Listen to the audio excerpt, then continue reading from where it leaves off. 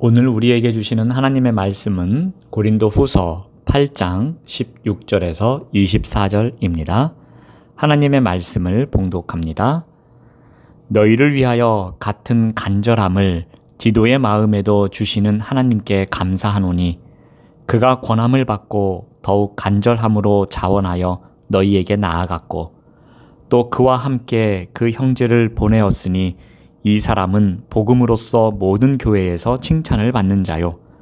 이뿐 아니라 그는 동일한 주의 영광과 우리의 원을 나타내기 위하여 여러 교회의 택함을 받아 우리가 맡은 은혜의 일로 우리와 동행하는 자라.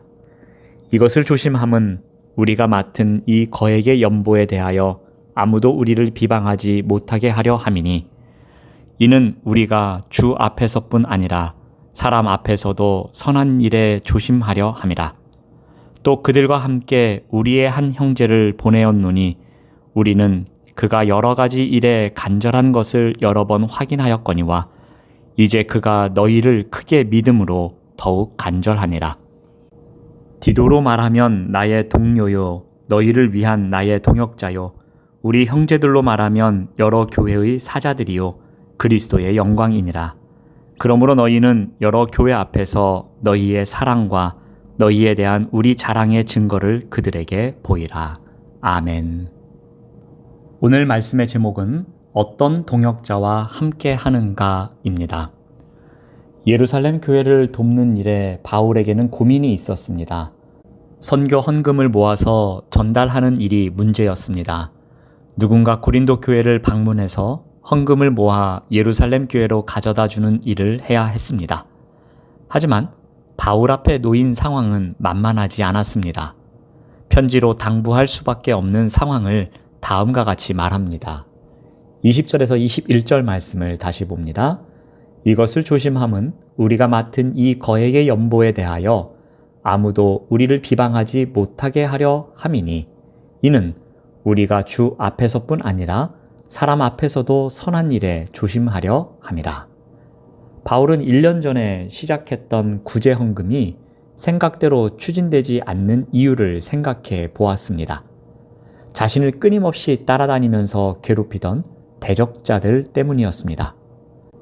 항상 작은 흠집이라도 찾아내서 비난하려고 했던 자들 때문에 일이 이렇게 지연되었다고 생각합니다. 고린도 교회에 침투한 대적자들은 사람들에게 바울에 대해서 악선전을 하고 다녔습니다. 20절의 내용을 토대로 추측해보면 고린도 교회에는 바울을 비방하는 사람들이 많았던 것이었습니다.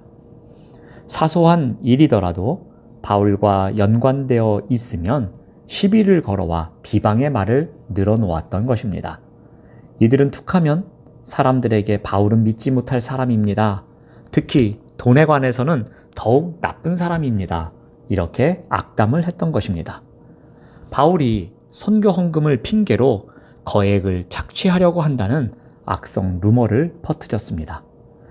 이런 상황에서 바울이 고린도 교회로 가서 헌금을 거두어 갔다고 하면 아마도 대적자들은 더욱 심하게 비난하면서 바울이 돈을 갈취해 갔다고 소문을 냈을 것입니다. 그러므로 바울은 매우 신중해야 했습니다.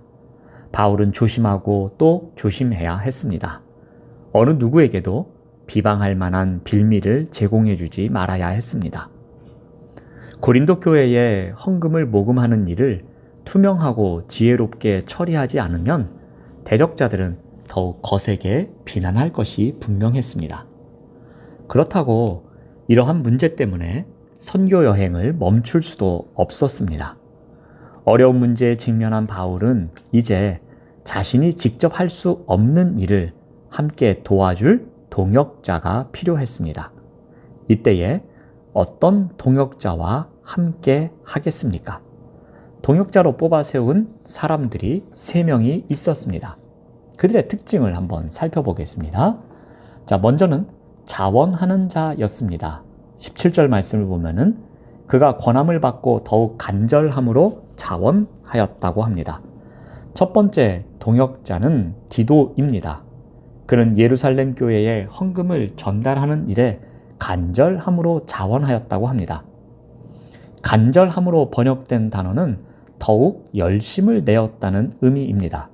즉, 매우 적극적으로 기뻐하면서 자원했음을 이야기합니다. 분명히 어려운 상황이 있었을 것입니다. 상대방이 부탁하기도 전이었을 겁니다. 그럼에도 불구하고 미리 찾아와서 도와주겠다는 의사를 표현했다는 것입니다. 디도는 이미 고린도 교회의 필요를 알고 있었습니다. 그리고 자신이 어떻게 해야 함도 알았습니다. 그는 바울이 제안하기 전에 먼저 자신이 이 일을 감당하겠다고 이야기한 것입니다. 좀 더 적극적으로 자신이 이 일에 앞장서겠다고 한 것입니다. 디도는 이 일에 있어서 쉽고 나에게 이익만 되는 일에 동참한 사람이 아니었습니다. 그는 어렵지만 환영받지 못하는 일이지만 열심으로 자원하는 동역자였습니다. 다음으로 칭찬을 받는 자였습니다.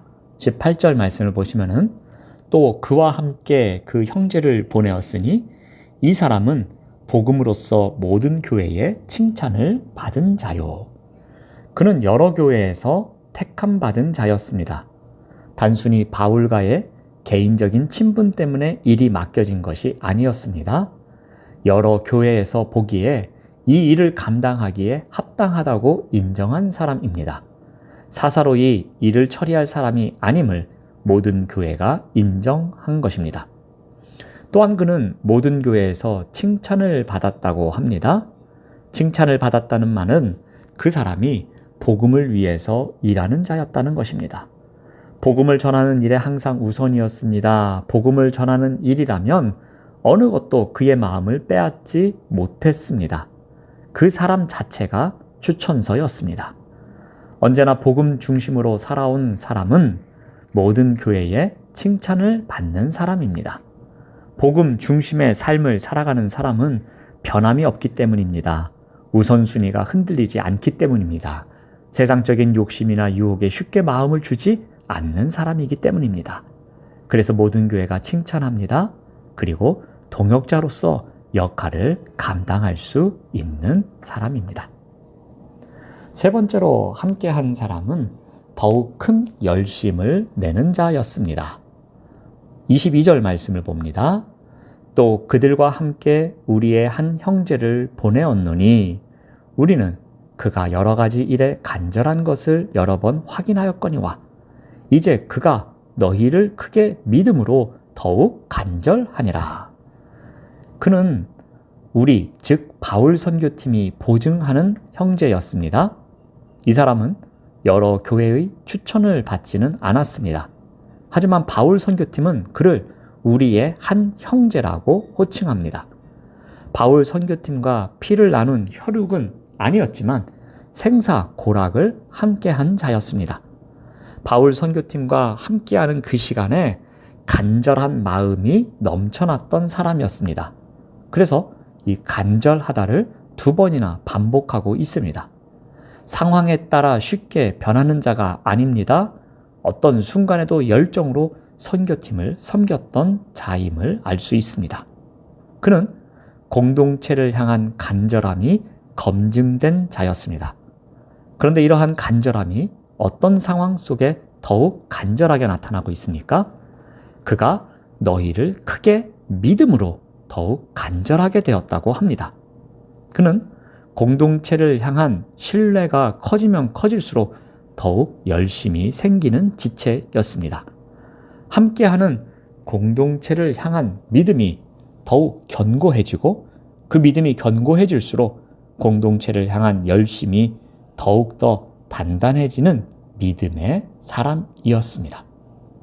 예루살렘 교회에 연보를 전달하는 일이 어려움을 겪게 되자 바울을 대신해서 이 일을 감당할 수 있는 3명의 동역자를 선발합니다. 어떤 사람이 동역자가 되었습니까? 간절함으로 자원하는 자였습니다.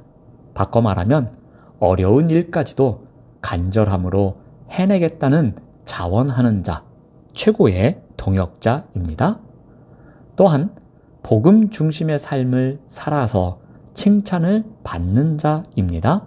무엇보다 복음에 대한 열정이 있었기에 신뢰가 있는 사람이었습니다. 그리고 마지막으로 더욱 큰 열심을 내는 자였습니다. 열심은 신뢰와 사랑에서 온 것이었습니다. 이러한 동역자가 예루살렘 교회에 연보를 전하는 일에 귀하게 쓰임을 받았던 것이었습니다. 사랑하는 여러분, 우리 영은교회 또한 이와 같은 동역자로 인해서 우리가 함께 교회를 세워가는 역사가 나타날 수 있기를 바랍니다. 기도하겠습니다. 하나님 감사합니다. 하나님 나라를 위해 서로가 서로에게 귀한 동역자로서 신실하게 살아갈 수 있도록 인도하여 주시옵소서. 하나님의 나라를 위해서 간절함으로 자원하는 자, 하나님의 나라를 위해서 복음 중심의 삶을 살아 칭찬을 받는 자, 하나님의 나라를 위해서 더욱 큰 열심을 내는 자로 살아갈 수 있도록 인도하여 주시옵소서. 예수님의 이름으로 기도드립니다. 아멘.